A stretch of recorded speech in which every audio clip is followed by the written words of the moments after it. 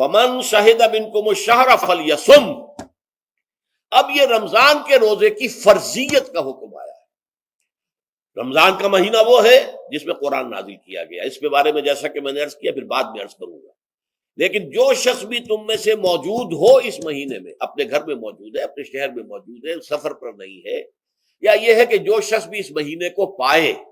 اس کی زندگی میں یہ مہینہ آ جائے،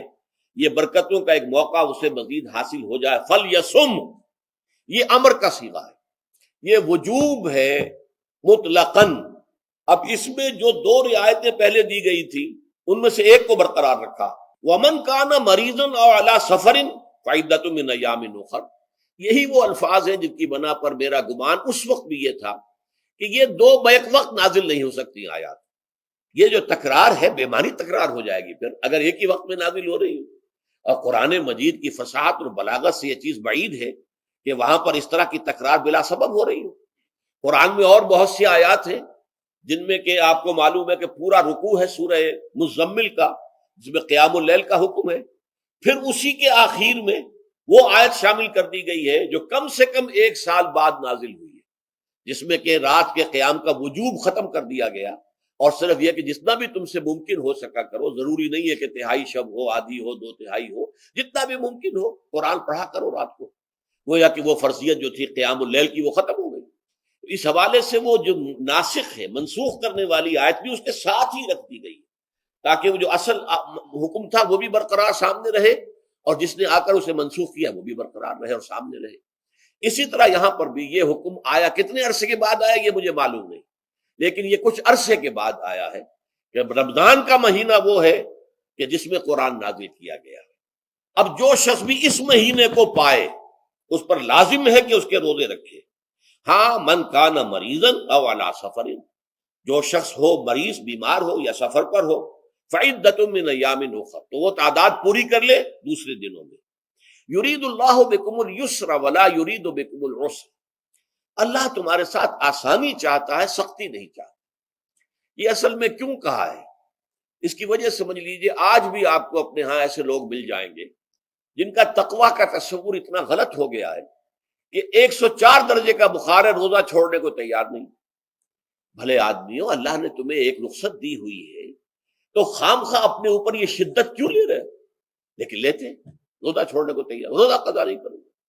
سفر پر جا رہے ہیں اور روزہ قضا کرنے کو تیار نہیں۔ ایک موقع پر ایک غزوے کے دوران ایسا ہوا کہ کچھ لوگوں نے روزہ رکھا ہوا تھا، لیکن وہ اتنے یوں سمجھیے مزمحل ہو گئے کہ جب پڑاؤ پر پہنچے تو جن کا روزہ نہیں تھا انہوں نے تو بڑی چاق و چوبند طریقے سے خیمے نصب کیے، سارا بندوبست کیا، اور یہ جا کر بے سدھ ہو کر بے ہوش ہو کر گر پڑے۔ تو حضور نے فرمایا ان کو دیکھ کر، لیس من البر الصیام فی السفر، سفر میں روزہ رکھنا یہ کوئی نیکی کا کام نہیں ہے، یہ نیکی کا غلط تصور ہے کہ جو تم نے اپنے اختیار کر لیا، یہ تمہارے اندر تشدد پسندی پیدا ہو رہی ہے۔ دین کے احکام میں جو مقصد ہے وہ کیا ہے؟ یرید اللہ بکم الیسر ولا یرید بکم العسر۔ اسی پر عمل کرتے ہوئے حضور نے فرمایا ہے کہ جو بھی علماء دین ہیں یا جو رہنمایان دین ہیں ان کا کام کیا ہے؟ آپ نے فرمایا یسروا ولا تعسروا، دیکھو آسانیاں پیدا کرو، سختیاں پیدا نہ کرو۔ دین میں سختیاں پیدا کرنا بھی وہ اسر اور اغلال بن جاتا ہے کہ جس کو رفع کرنے کے لیے، اور جس سے لوگوں کو، یہودیوں کو اور تمام اہل کتاب کو نجات دینے کے لیے اللہ تعالیٰ نے اپنے رسول محمد صلی اللہ علیہ وسلم کو بھیجا۔ وَيَضَعُ عَنْهُمْ إِصْرَهُمْ وَالْأَغْلَالَ الَّتِي كَانَتْ عَلَيْهِمْ، کہ جہاں وہ نیکی کا حکم دیتے ہیں، بدی سے روکتے ہیں، پاکیزہ چیزوں کو حلال ٹھہراتے ہیں اور خبیث چیزوں کو، ناپاک چیزوں کو حرام قرار دیتے ہیں، وہیں وہ لوگوں کے اوپر سے وہ بوجھ بھی ختم کرتے ہیں کہ جو انہوں نے خام خواہ اپنے اوپر لاد لیے۔ تو ان میں سے یہ بھی ہے کہ یہ نیکی کا کام نہیں ہے کہ آپ سفر میں ہیں اور روزہ رکھ رہے ہیں۔ یرید اللہ بکم الیسر ولا یرید بکم العسر وَلِتُكْمِلُوا الْعِدَّةَ، لیکن یہ بات واضح رہے کہ اب تمہارے لیے تعداد کو پورا کرنا لازم ہے، یہ نہیں ہے کہ آپ اس کی جگہ پر فدیہ دے دیں تو بات پوری ہو جائے گی، نہیں۔ روزے کی تعداد، آپ کے رمضان میں 2 روزے 3 روزے چھوٹ گئے بیماری کی وجہ سے، ٹھیک ہے، لیکن دوسرے دنوں میں اس کی قضا دینی لازم ہے، وہ روزے رکھنے جو ہے آپ پر لازم ہے، ان کا کوئی بدل جو ہے وہ فدیہ نہیں ہو سکتا۔ البتہ یہ نوٹ کر لیجئے، یہ حکمت نبوی ہے کہ یہاں اگرچہ وہ فدیے کا حکم جو ہے گویا کہ بظاہر قرآن مجید کے الفاظ سے محسوس ہوتا ہے کہ مطلقاً منسوخ ہو گیا، لیکن حضور نے اس کو خاص حالتوں میں باقی رکھا ہے۔ کوئی شخص اتنا بوڑھا ہو چکا ہے یا خاتون اتنی بوڑھی ہو چکی ہے کہ دن بھر کا فاقہ جو ہے اس میں اندیشہ ہے کہ کہیں ہلاک نہ ہو جائے، کوئی مریض ہے، مرد ہے یا عورت ہے، وہ ڈائبٹیز کی مریضہ ہے، اس کو وہ شوگر کا مرض ہے اور وہ اس کو برداشت نہیں کر سکتی، شوگر لیول بہت نیچے ہو جائے تو موت واقع ہو سکتی۔ کوئی ایسا مریض ہے جس کو مرض سے شفا پانے کی اب کوئی امید ہے ہی نہیں کہ میں مرض سے شفا پا جاؤں گا یا پا جاؤں گی تو اس کے بعد میں روزہ مکمل کر دوں گی، نہیں۔ ایسے لوگوں کے لیے حضور نے اس رعایت کو برقرار رکھا ہے کہ ایسے لوگ اگر ایک مسکین کو کھانا کھلا دیں تو یہ فدیہ بن جائے گا، لیکن جو بھی شخص صحت مند ہو اور صحت کی توقع رکھتا ہو اور جو شخص بھی طاقت رکھتا ہو روزے کا قضا کر دینے کا، اس کے لیے لازم ہے کہ روزوں کی قضا کرے۔ وَلِتُكْمِلُوا الْعِدَّةَ وَلِتُكَبِّرُوا اللَّهَ عَلَىٰ مَا هَدَاكُمْ، اور تاکہ تم اللہ کی کبریائی کا اعلان کرو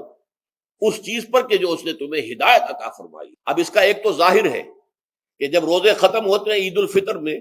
تکبیر، اضافی تکبیرات کے ساتھ 2 رکعتیں ہیں جو ہم ادا کرتے ہیں۔ احناف کے نزدیک 6 اضافی تکبیرات ہیں اور اہل حدیث کے نزدیک 12 ہیں، لیکن تکبیرات ہیں اضافی۔ اور یہ کہ جاتے ہوئے اور آتے ہوئے عید کے لیے آپ جا رہے ہیں تو تکبیرات پڑھتے ہوئے جائیے، واپس آ رہے ہیں تکبیر پڑھتے ہوئے آئیے، اور یہ بھی کہ جاتے ہوئے راستہ کوئی اور، آتے ہوئے راستہ کوئی اور اختیار کیجئے تاکہ پورا شہر، پوری بستی جو ہے تکبیر کی آواز سے گونج جائے۔ یہ ظاہر ہے۔ باطن اس کا کیا ہوگا؟ اللہ کی کبریائی کا اعلان کرو، اللہ کی کبریائی کو نافذ کرنے کی کوشش کرو۔ جب اللہ نے تمہیں ہدایت دے دی ہے، تمہیں اپنے دین حق سے نواز دیا ہے، تمہارا فرض ہے کہ اس کو قائم کرو، اس کے لیے جد و جہد کرو، اس کے لیے تن من دھن لگاؤ، اس کے لیے جان اور مال سے جہاد کرو۔ وَلِتُكَبِّرُوا اللَّهَ عَلَىٰ مَا هَدَاكُمْ وَلَعَلَّكُمْ تَشْكُرُونَ، اور تاکہ تم واقعتاً شکر کرو۔